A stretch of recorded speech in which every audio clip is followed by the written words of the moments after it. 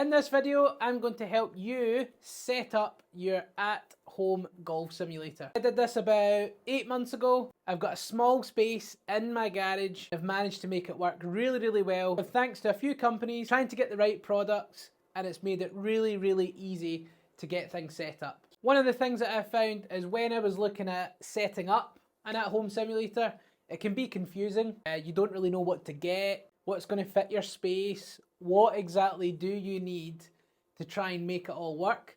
So this video will help you make sure that you get the right products, make sure that you know how to set things up, what do you need. Great tool for the off season. If you continue to play throughout the off season, what a difference it makes having an at-home golf simulator. Here are the things that we need.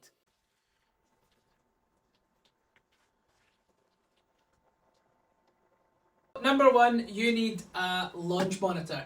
That's something that's just going to allow you to track your golf ball. You can then start to get some ball data, some distances, some spin rates, all of these things, and there's a wide range of prices. Anything from great value, like the Garmin R10, starting around £500, £550, all the way up to as expensive as you like. You can obviously go the complete opposite end of the spectrum. You can get TrackMan 4, you get the GC Quad, and you could start to spend upwards of £20,000, 20,000 US dollars if you include the full package in the software. It's about finding something that fits your price point, and you can definitely get something to match any budget.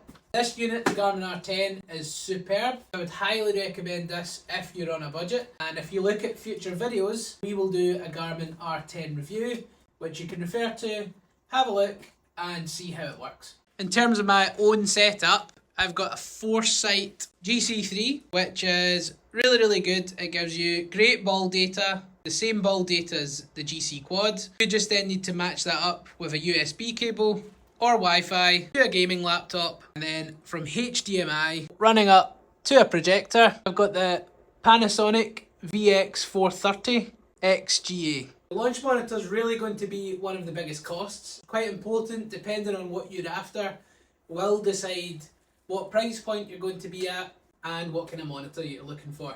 Two options really. Garmin, for example, goes about 7 feet behind the golf ball. Keep that in mind when you're starting to figure out the space that you have. TrackMan would do the same. You've got the Rapsodo, which would do the exact same as well. That would be behind the golf ball on the target line, compared to units like the GC3, which has a zone, and you basically place the ball in the zone. You can have a smaller space and fit that in with one of these monitors that are in front of your golf ball. If you're really tight for space, definitely look at setting something up just in front of the golf ball. GC3, if you're going up to that budget. You've got SkyTrack, which is another option. That would sit down just in front of the golf ball, just like so. You need a launch monitor. Number two, you're going to need some sort of enclosure or something to hit your golf ball into. What I have here is really good. It's the Golf Bays Simbox. Simbox is a ready-made, pre-built frame. It's really handy. It comes in a big box. All the poles clip together, make the frame. You've got the impact screen, you've got the drapes at the side, and it really doesn't take long to set up at all. This one that I've got here is 2.5 meters by 2.5 meters. If you're looking for a link, I'll pop that down in the description below. And you can click that link and that would take you directly to the Simbox. And there's a few different options depending on what size you have. This is the smallest one because I was quite restricted for space, but it's really good and highly recommend it. If you're just looking for something that's really easy to set up, I would highly recommend a Simbox by Golf Bays. And just a special mention to Golf Bays, they have been fantastic. Their customer service has been excellent. They deliver things quickly. Any problems, they've got a really good customer support. So click those links below. Highly recommend Golf Bays. And that brings us on to the next thing. So once you've got your launch monitor chosen and your enclosure, you're then looking at something that you can hit from. So again, if we're looking at hitting mats, this one I would definitely recommend. I've got a Golf Bays 1.5 meter by 1.5 meters. And the really cool thing about this mat is One, it feels like you're hitting off grass. It's really, really soft. It's got a great feeling when you're hitting iron shots off the turf. And two, you can actually put a proper tee in the ground. So this is the cool thing about it. You can grab your normal tee, set your normal tee height, place it in, and you're ready to go. So you can just place a normal tee peg in. It feels great. Something like a mat is going to cost you anything between £200, again, all the way up to however much you're willing to spend. This one, for example, was £299. I would highly recommend it again. It's been the best mat that I've hit off, and I've worked at driving ranges, I've given lessons on lots of different mats, played off lots of different mats, and this one by far is probably the best value, I would say, for money. Number 4, what we're going to need is a projector.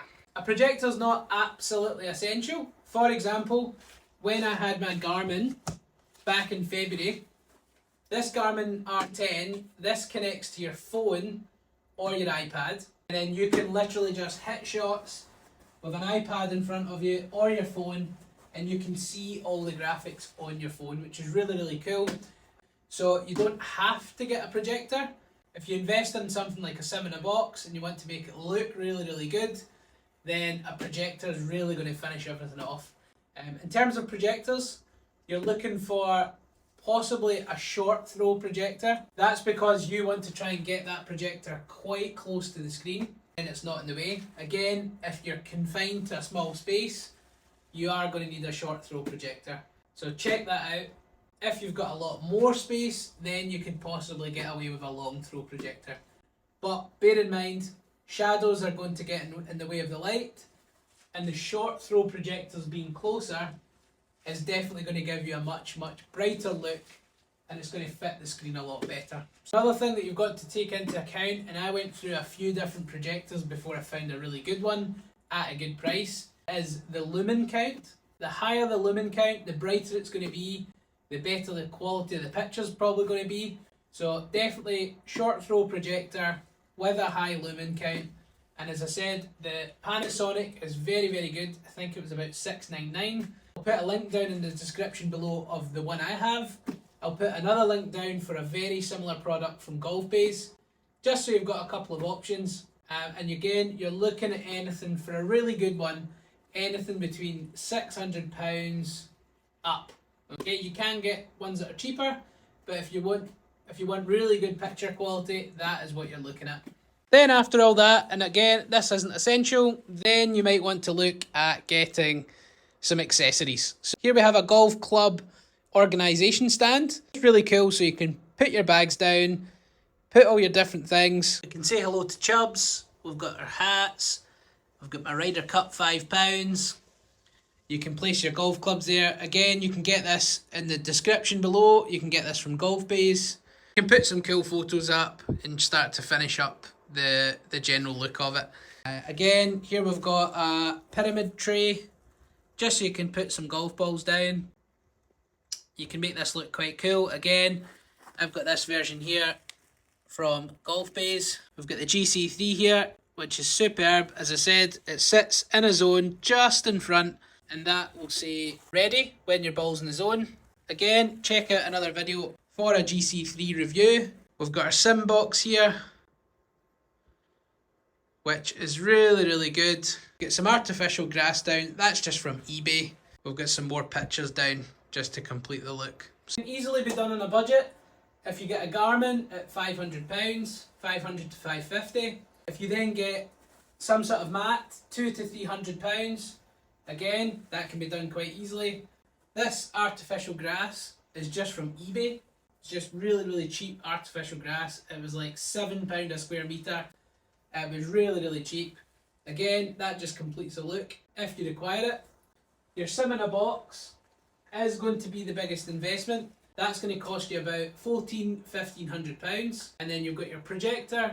If it's required, then you're talking probably £500-600 plus in order to get a really good quality one.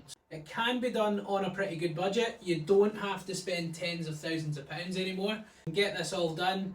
And if you're looking for the cheapest setup, it would be the Garmin Approach R10. You're going to get this mat here from GolfBase at $299. a sim in a box, again, links in the description. That's going to cost about 1400. And then from there, we've all got phones. You can connect your Garmin R10 to your phone, set it on a little tripod in front, and then you can start to set things up that way. Check out future videos. There's going to be a lot more reviews of launch monitors, of products, and different options on how to set up your at-home golf simulator. Any questions, pop them down below in the comments. If you like this video, make sure that you click the like button, subscribe to the channel, and click the notification bell so you get to know of all future videos. And thanks for watching.